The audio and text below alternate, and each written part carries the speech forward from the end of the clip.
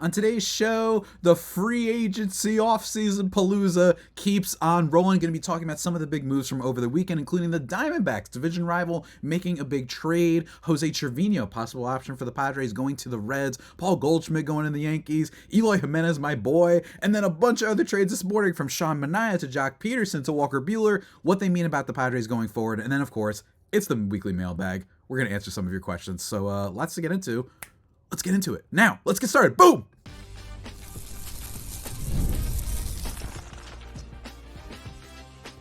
You are Locked On Padres, your daily San Diego Padres podcast. Part of the Locked On Podcast Network, your team every day.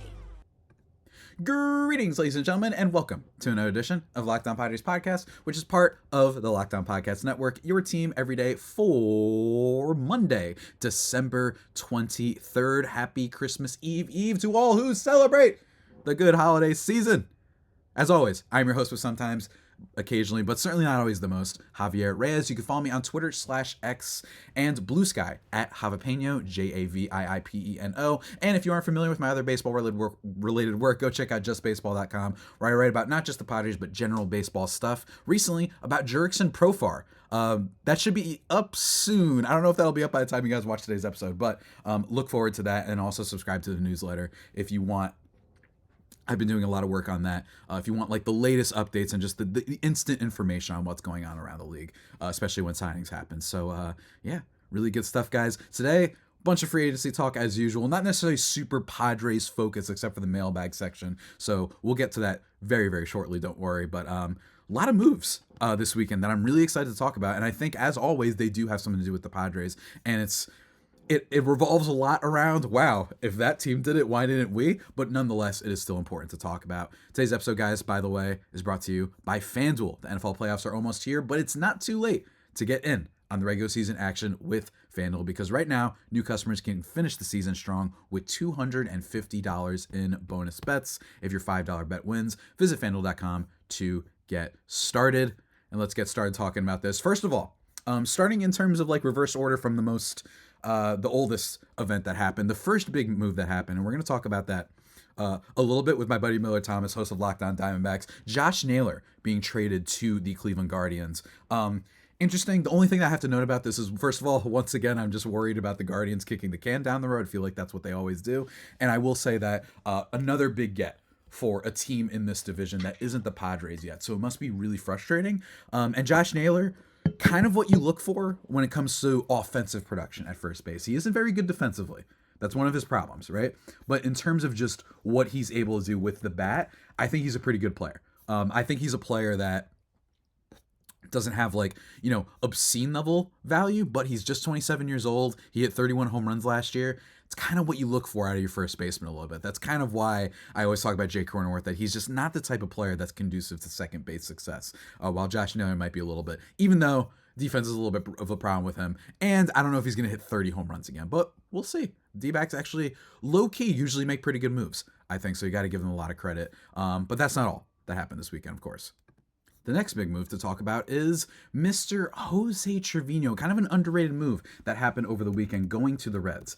Aside from the fact that, just from what I know, gave up a pretty good player in Fernando Cruz, so I'm a little bit surprised they did that. But Jose Trevino last year, 1.6 wins above replacement by Fangraphs, and 2 years ago, 3.8, because he is an electric defender.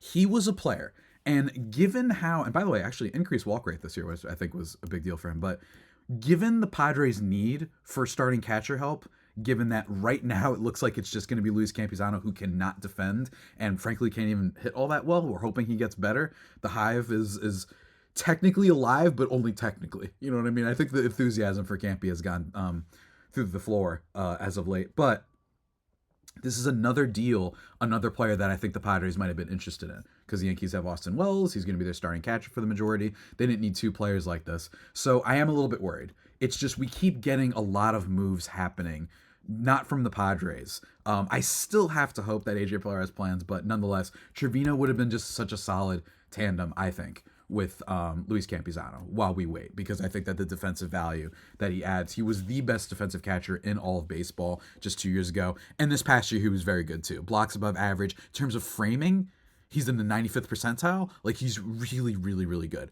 defensively. And I thought that might have been an interesting ad. But nonetheless, it did not happen. Interesting move for the Reds, though, given that I have no idea where they want to kind of upgrade. I think they're just in a weird spot, that team. But don't sleep on them totally, because I still think they've got really good players, even from obviously Elly De La Cruz, but Matt McClain and Spencer's, whatever his name is. I don't know. The Reds have some good players. Is basically what I'm saying. The Reds are very good at procuring players that are very good that I don't hear about until 4 years later. You know what I mean? So like Spencer Steer, that's who I meant. Jake Fraley, they've got some stuff over there, and I think they've actually made some interesting moves.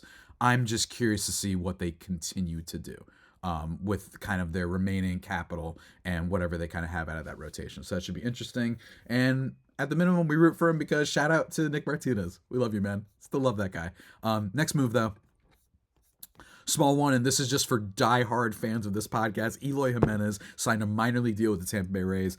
I think the fact that it was a minor league deal might point to my fandom over him, and my starting a theme club or a fan club over him might be wrought with issues, right? I think that if a team there was a reason to believe in him, I think he'd get better than a minor league deal. But we'll see. It's not like it's unprecedented, but Rays, great team to go to potentially figure some things out. So curious to see how that goes. Wasn't an option for the Padres because the Padres are a really big time contender, allegedly. So I don't think that there was a spot for him, but hey, good luck to my boy Eloy. And then they all happened overnight. So I'm really glad that I didn't do this podcast last night. First of all, because I was waiting for people to send in questions, which none of you really did on Twitter. So I was a little bit surprised by that. But over last night, we got a lot of big deals that happened. Sean Manaea going to the Mets, Joc Pederson going to the Rangers, Walker Buehler going to the Red Sox. I mean, holy cow, right? Like, holy cow. Just a lot of moves to talk about here. So first of all, Sean Manaea, 3 years, $75 million to the Mets, bringing him back, that pitching lab of theirs that, you know, the Mets weren't expected to have a lot of good pitching last year. And I think that that's worth noting when it comes to starting pitching sometimes.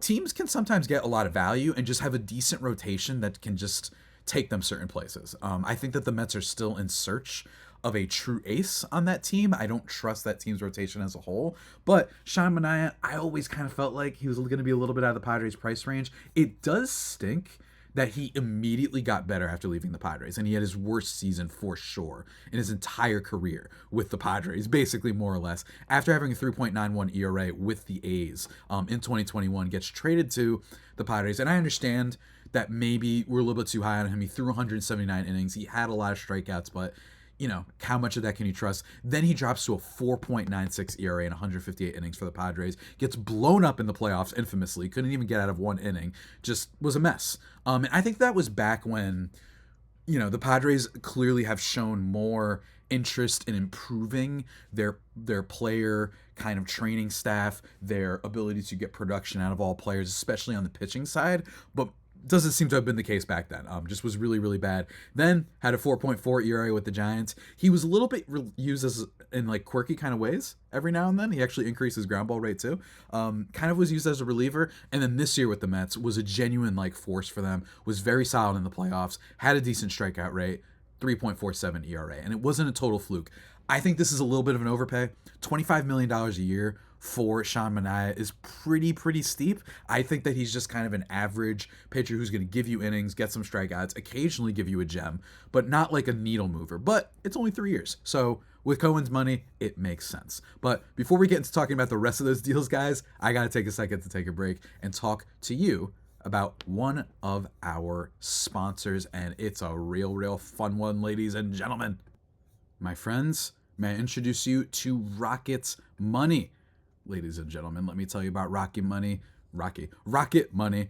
Did you know that Rocket Money can help you find subscriptions you forgot about or that you were paying for twice, folks? Because that's happened to me before. And Rocket Money is a personal finance app that helps find and cancel your unwanted subscriptions, monitors your spending, and helps lower your bills so you can grow your savings. It brings everyone everything together in one place, whether it's subscriptions, I mean, everyone too, in a lot of ways, your spending habits, or even the goals you want to hit this year. Rocket Money has over 5 million users and has saved a total of $500 million in canceled subscriptions, saving members up to $740 a year when using all of the app's premium features. This has happened to me way too many times, and Rocket Money is a great app to help you keep track of all the many subscription services, because they're only growing by the day. All these different subscription services. So for me, it's one of the best out there. It is a subscription tracking service. You can use it to cancel the services also that you're not using anymore. Plus, with their goals feature, I've been able to automatically set aside money for my future. No more stressing about budgeting every month. So cancel your unwanted subscriptions and reach your financial goals faster with Rocket Money. Go to rocketmoney.com/locked-on today. That's rockedonmoney/locked-on. One more time. Rocket, as in Rocket Raccoon. rocketmoney.com/locked-on. Go check it out.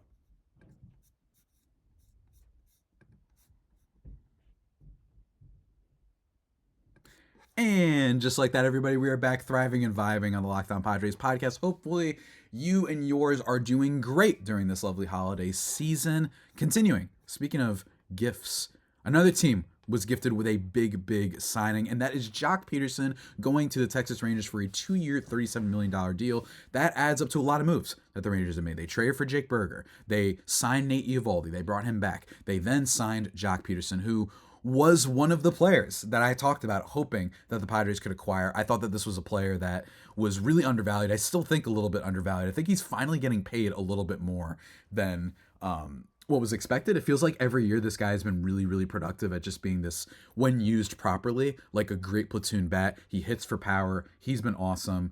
And unfortunately, the Padres couldn't snag him. Look, you have to keep the faith. You have to still keep hoping that they have some plans out there and what have you. But it's an unfortunate signing. I think that the Rangers have made a lot of good moves. I think that team is easily, next to Atlanta, the number one teams that can bounce back next year for sure. Don't know who's going to fall out yet. Like maybe Cleveland. I'm not totally sure. But in terms of teams that are probably going to bounce back, I think the Rangers are going to be awesome. I think their pitching is going to be great. And I think they've made a lot of signings that are kind of the example of, unfortunately, what we were kind of hoping from the Padres, right? We were just hoping for them to make some like minor moves. I don't think anyone was expecting them to get some of these superstar, caliber players and whatnot.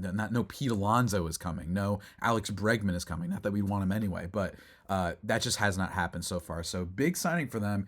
He was a really good player last year, and it was a little bit above, I think, what people expected Joc Pederson to receive, at least in free agency. He was projected for 1 year, $16 million by The Athletic. So I guess it makes sense in some ways, but even still, I'm a little bit surprised that he got 2 years, especially at age 33. I think teams can be a little bit timid, especially for a guy who doesn't provide a lot of defensive value. And he's probably going to be used primarily just as a DH, but good signing for them. And then lastly, Walker Buehler. This one is probably going to hurt some people, especially Padres fans. 1 year, $21.5 million with the Red Sox. So huge AAV, but only 1 year. A nice prove-it deal for a pitcher that I think is a Cy Young caliber pitcher when he's healthy, assuming that he still has that left, because he was very bad last year, coming off Tommy John. It's not like he was, he came back immediately or anything like that. It seems like he was handled pretty well, but last year, really bad. 5.38 ERA, 5.54 FIP. It was not a fluke. He was not striking out batters. He was walking more batters, but clearly so much worse than his career averages that I think that this is a great move for the Red Sox. I think it's an immaculate move, actually. I think the Red Sox have had a phenomenal offseason, and it looks like they're back to being at least a little bit of what they used to be, which is like a team that's going to do stuff, a team that's going to attempt to improve their team again, and they're not just going to run away and just not spend anymore, which is weird because they're one of the richest organizations in the sport. So big move for them. I just thought that this was a type of option. I think that Walker Buehler and Shane Bieber were probably the two best pitchers that I thought could have been in the Padres price range, because I think both of them are players that would have been signing prove it, like 1 year deals or maybe 2 year deal with a player option, something like that. I think this is going to be big for them.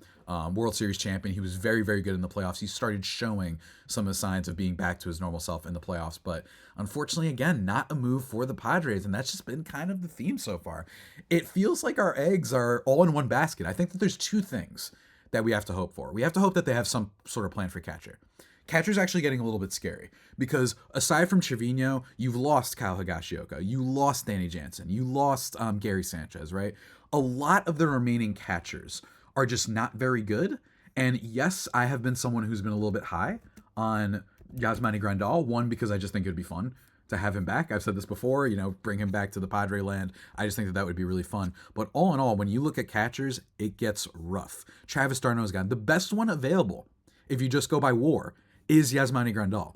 I hope that that's what they're doing. And I hope that they're not thinking, hey, we're going to have, what's his face? We're going to have Campy play most of the time, and then Ethan Salas is going to play a little bit. No, Ethan Salas, I do not want to do this again. The Padres just do not have a good track record, for the most part, of prospects calling up prospects at an early age. Now, Jackson Merrill, I know that worked out. I know Fernando Tatis Jr. worked out. I get it, but you've also had some disasters in there. The Mackenzie Gore situation was a mess, right? The CJ Abrams situation, especially Abrams, who you didn't need to call up because you had Ha-Seong Kim, that was handled really poorly. And then, of course, you had you might have this situation with Ethan Salas, where it tells me that they're a little bit desperate if they are thinking of calling him up. I mean, he barely did well in A-ball, guys. Like, what are we doing? Give him some time. This guy could be an elite, like league, a paradigm shifting catcher, like an Adley Rutschman style player, if you handle this properly. Because Adley Rutschman struggled early on when he was in A-ball too. Like, catchers are a weird player, a weird position to develop. It's just hard to track, and a lot of experts around the league kind of agree with that. It's just a position that's really hard to project and whatnot. So I'm hoping for Yasmani Grandal. And then when it comes to the pitching side of things, not much there. I don't know. The other report from this weekend is that the Jeff Passan listed a bunch of players that are on the trade block and whatnot, players that might be out there in a deal. Jake Cronenworth and Luis Arraez both mentioned. I think I stand by my Jake Cronenworth take, which is twofold. Number one, I think that you'll see his value better if he plays second base. He's a good defensive player, and he doesn't hit for enough power or average or just driving enough runs to be what you get at first base. First base is where you put like the least athletic player, usually, with some exceptions, Paul Goldschmidt being a good example, whose the defense is not going to matter too much, right? And if one of Jay Cronenworth's best things is his defense, then you're kind of wasting him there at first base. He did have a nice bounce back season, don't get me wrong. I liked what he looked like, but it also feels like teams figured him out a little bit. So that makes me hope, moving back to second base, you're going to see that F4 mark going back up because he's a very, very, very good fielder. And I still think he could be okay. I don't know if I want to trade him. I just don't think that there's not too much out there. Do they want to trade him because they need to cut payroll? That's scary, because if that's your only reason, I'm really nervous about that, because a smart team is going to say, you know what, let's take the shot on Jake Cronenworth, and they're going to put him at second base, and he's going to be a 4-win player next year. I really do think that that's what could happen. The other thing about this is trading Jake Cronenworth, though, admittedly, I think the problem with this is the years. I've actually heard from some sources that that's what is a turnoff for a lot of teams right now, is just the amount of years that Jake Cronenworth got extended by, which is why I did not like the extension. I thought that extending a player like Cronenworth is a problem. I'm very against extending utility-type players like him. I just don't think that you need to rush, especially when you're already spending all this money on Machado and Tatis and some other guys, and you have to be a little bit more frugal. But with Jake Cronenworth, this guy's under contract until 2031, guys. It's going to be really hard. It's not a lot of money. I understand that. 12 million a year is not a lot, which is why I still think that they should try and, salvage this contract. But all in all, I just don't know how you're going to trade this for anything other than a salary dump. And that's bad to me. If you actually got something in return, okay. And if you actually used some money to spend elsewhere and then did a salary dump, I'd be a little bit more in favor of that. But all in all, I'm really nervous about that. And Arraez, hey, I think him being on the trade block validates a little bit of my concerns about him, which is like, this is a guy who might get traded for, what is it, the third time? He got traded from the Twins to the Marlins and the Padres. This could be a fourth time that he's traded. I think that shows you that the batting average stuff with him, it's not just that, and that a player who supposedly is that great because he always gets on base, it might tell you something about him, that he might get traded for the fourth time in 4 years. Like, I'm just saying. You know what I mean? Especially because it's not like he's getting paid a crap ton of money. So we'll see how that goes. I will say with Arraez, though, still think he has some value. He's atrocious defensively and he can't run. But I think with basically no thumb last year, this is still a player that 2 consecutive years in a row, he had a 130 WRC+. He's never had a WRC+ below 100. And the lowest he's ever had was 105 back in 2021, and then this past year when he had the thumb injury. So I still think he has value for this team, and he's a nice, it's something that you can't track as much. It's just cool to have a lineup with a bunch of home run players and then one guy who's just a pest in Luis Arraez. And I mean that in the most positive way possible. So, we'll see how that goes. I think you could actually get something for Luis Arraez. I think you could. I just don't know what. The Padres are really limited in their trade options right now because they don't have any more pitching prospects. They gave up all of them in the bullpen, or for the bullpen acquisitions from last year's deadline, which is what makes me nervous. So we'll have to see. But all in all, not the best of developments. But remember, there's still so many players left and still so many teams that can move around. And by the way, if the Padres do nothing, let's say here going forth, they sign Grandal, they get some random DH. I don't know. Maybe they call someone up from minors that I don't even know about right now. Whatever. And they get Roki. That is a winning offseason. There's not much. So keep that in mind, guys. Gotta hope for that. But now it is time for the mailbag segment, guys. You sent me a bunch of questions on the Padres and other teams and just other vibes as well. And of course, I'm going to answer them in just a second, guys, because first I must talk to you about one of our longtime sponsors, and that is our friends over at FanDuel. The NFL playoffs are almost here, but it's not too late to get in on the regular season action with FanDuel, America's #1 sports book, because right now, new customers can finish the season strong with $250 in bonus bets if your first $5 bet wins. FanDuel has so many ways for you to pick up a W, and I love betting on which players will score a touchdown and how many points each will score. It's thrilling. It gives you the juice. It gives you the high. It makes you feel alive, ladies and gentlemen. You know what I'm saying? So, and not only can you bet on who will win the game, but FanDuel also has bets for which players score touchdowns, how many points each team will score, over-unders, win spreads, all that sort of stuff. So go check it out today, FanDuel.com, for your chance at $250 in bonus bets. Make every moment more with FanDuel, an official sportsbook partner of the NFL.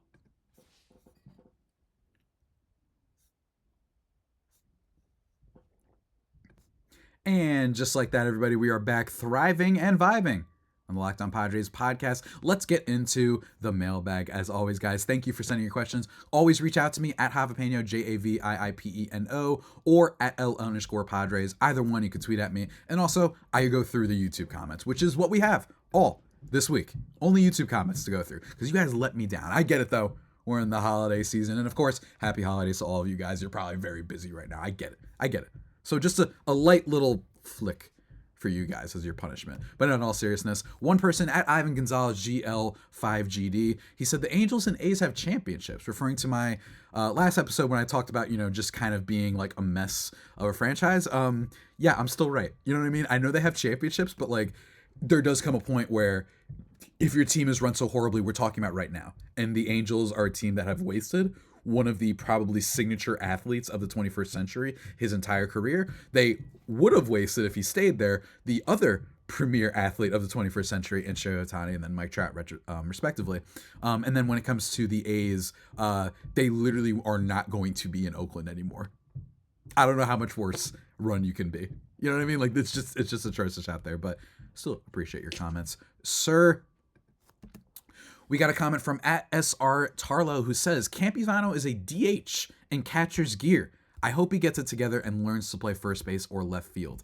I strongly can't disagree in the sense that this is a player who is very much not good at catching. We've seen that. He's one of the worst qualified defensive catchers in baseball. I had hoped that would improve heading into basically his second season of finally getting consistent playing time this past year, but it did not improve, and his hitting got a whole lot worse. But I also don't think he's definitely not conducive to first base in terms of the offense. We talked about this with Cronenworth. Left field, sure, but I don't think he's athletic enough for that. I don't think he's got the range for that. So I don't really know where to put him. I'm just really hoping, man. Oh my God, it's really rough for him right now. And I'm just hoping that they figure out something to make him better. And then at Nico P195 says, I like Monahan and Perez in the starting six. We need more lefties because of Shohei Ohtani. Agreed on the Shohei part. I don't mind if you have to put Monahan in the starting rotation, but that to me would speak volumes about this team's lack of an investment maybe in this team to go out and get a player. So instead, a guy who has struggled every time they put him in the starting pitching role in Adrian Monahan, you'd be You put him in the bullpen, he excels. He's one of the most nastiest, gets such nasty stuff out of the relief role, and then you throw him back into starting pitching. That to me is like, if you got something good going, why would you mess with it? But, we'll see how that goes. And then Martin Perez, I don't really mind not having Martin Perez. Again, a lot of his stuff, while he did increase his strikeout rate, remember, guys, there's more to it than just ERA when judging pitchers. And I think there's a reason why they didn't utilize him all that much. I think they got him because they were like, hey, look, let's just have some guys to eat some innings for us because we've got some injuries right now. And it worked. And he actually worked out a little bit better. And Ruben Niebla and company deserve credit for that. But I don't think Martin Perez is some kind of like golden guy. You know what I mean? Any pitcher can have a decent, month stretch. It happens, right? There's been Patrick Corbin probably had a month where he had like a really low ERA or whatever. So just saying. But moving on to a next question. Catcher issue. Continuing on that, the only position, says at Rex WI7BZ, the only position where AJ should have acted sooner was catcher. All the decent ones have already been signed, and they haven't really been that expensive. And a reply said from Ray Finkel said, not signing Higgy for 2 years was a head scratcher. Why he's still waiting while the rest of the scrub catchers get picked up and leave us with absolutely nothing is odd.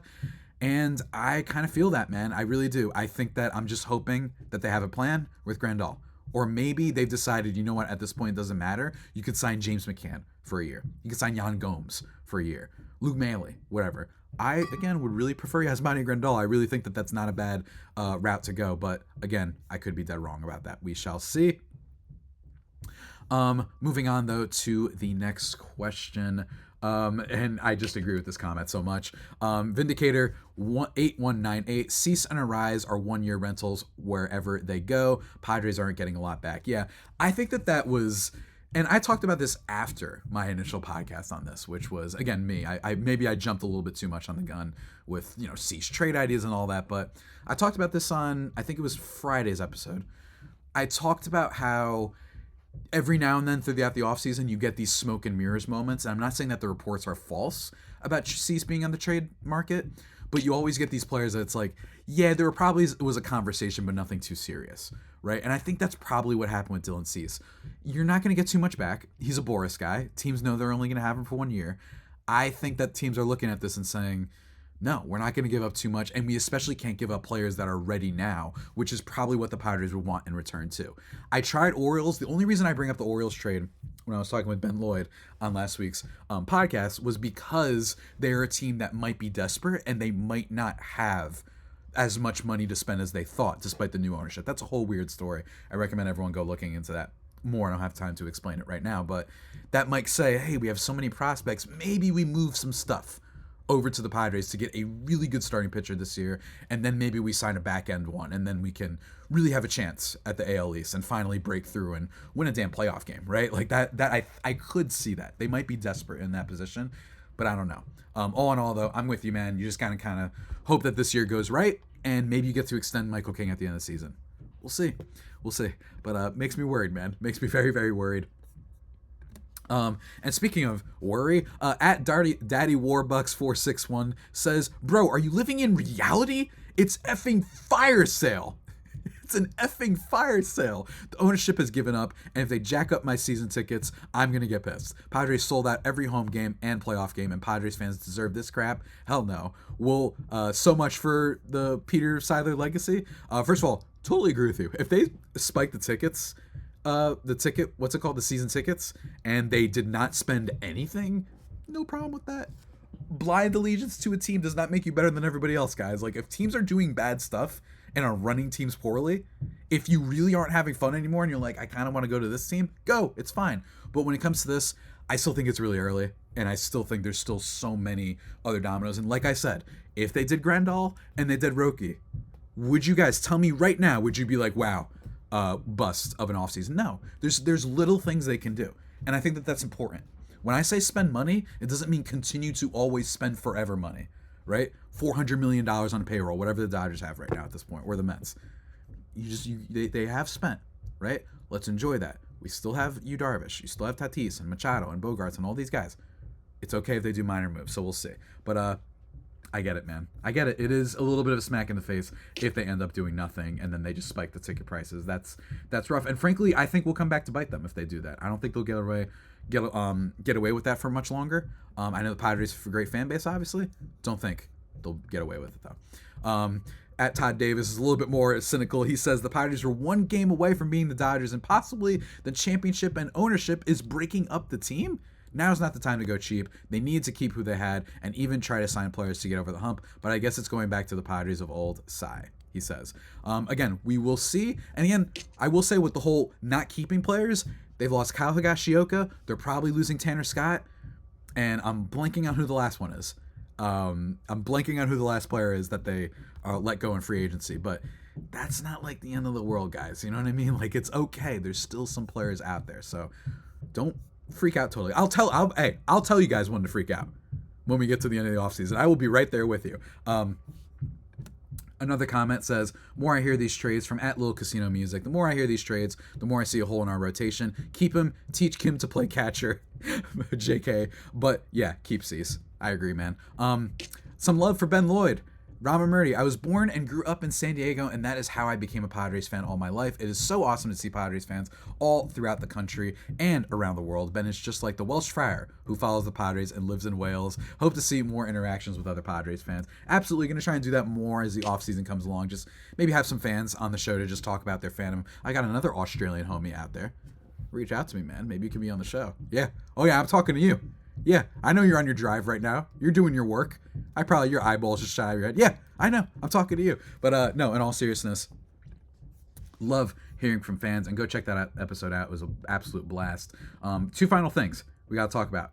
And they're in depth. First of all, Tony Sue, frequent commenter of this channel, did a giant essay again. And he is on the other side of when it comes to the Padres spending. He says, why all the talk about the Padres not being able to afford players? From what I see, the Padres are doing just fine as a well-run organization sufficiently funded by Petco and the fan support that produces regular sellouts. The Padres are probably the envy of every club, but a tiny handful for the Padres' ability to maintain an MLB payroll at or around the first competitive tax threshold every year and still do all the things that aren't controlled by MLB to improve their products, like the Padres' Dominican operations and the pitching research facility in Paloma, both of which are not typical of other clubs.